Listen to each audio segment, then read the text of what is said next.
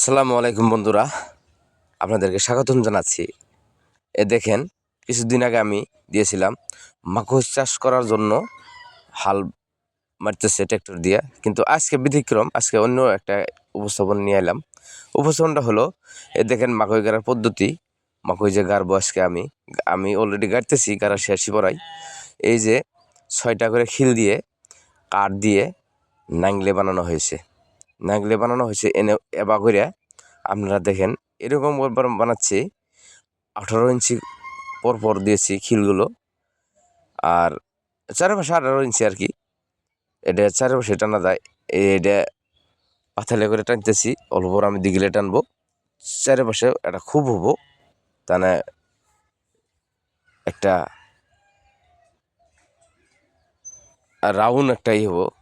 তো আপনারা দেখেন, আমাকে সাপোর্ট করবেন। আমি অনেক বিনোদন নিয়ে আসবো আপনাদের সম্মুখে। এই যে দেখেন, আজকে আমি এই যে শেষ পর্যন্ত এসে পড়ছি। 2 বিঘা জমি নাগে শেষ দিলাম। এই যে আমাকে টানা নাগে টাইনা এটা মাকে দেওয়ার জন্য খুব সুবিধা। এবার টানা আমি 4 বছর আমি টানে দিব, দিয়ে তার মধ্যে মাকে গিলা এই যেটা গাঁত হয়েছে গাঁতে দিয়ে যাব।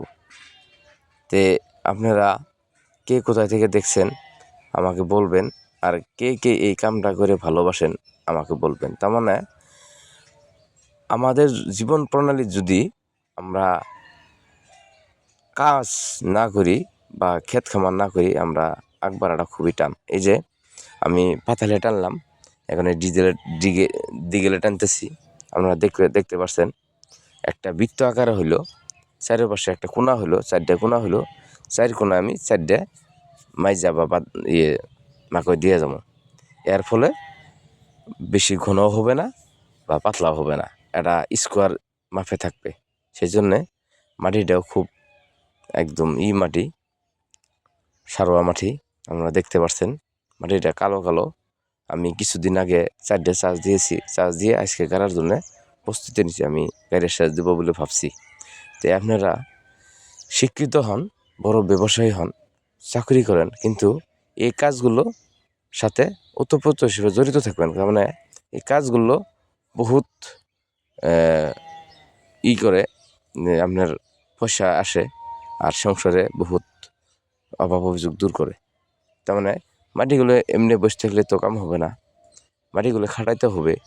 মাটিগুলো খাটাইতে আপনার সবসময় মাটি লাগিয়ে থাকতে হবে না, কিছুদিন লাগিয়ে থাকলেই আপনার বস্তুর একটা খরচ প্লাস হয়ে আসবো। সেই জন্য বন্ধুরা আমাকে সাপোর্ট করবেন। আমি এইগুলো ভিডিও নিয়ে বেশি করে আপনাদের সম্মুখে আসি। আপনারা যদি সাপোর্ট না করেন, এই যে আরেক ভাই আমার পাশেই এই আবার টেনতেছে, একটাই ধারণা, একটাই গাড়ার। সেই জন্য আমাকে সাপোর্ট করলে আমি নতুন বিনোদন নিয়ে আসতে পারবো। আপনারা সাপোর্ট না করলে আমি নতুন বিনোদন বানাতে পারবো না। সেই জন্য সাপোর্ট করবেন, আমাকে ভালোবাসবেন, আর নতুন বিনোদন পাওয়ার জন্য আমার পেজটা ফলো করে দিবেন। আমি এইখানে বলে আপনাদের কি আর বলবো, আমি কাজ করতে ভালোবাসি। আপনারা যদি কেউ ভাবেন যে কাজ করাটা ভালো না, তাহলে আমার উপায় নেই, আমি কাজটা করবই। আমি কিছুদিন আগে কাজ করা বাদ দিয়েছিলাম, শরীরে বহুত বেমার আজার ছিল। বর্তমানে কাজ করতেছি, বেমার আজার খুব কম। এটা আপনারাও পরীক্ষা করে দেখতে পারেন, আমার মুখের কথা না। আমি কাজের সাথে বেশি ব্যস্ত থাকি, পরিবেশ নিয়ে কিছু কথা বলি।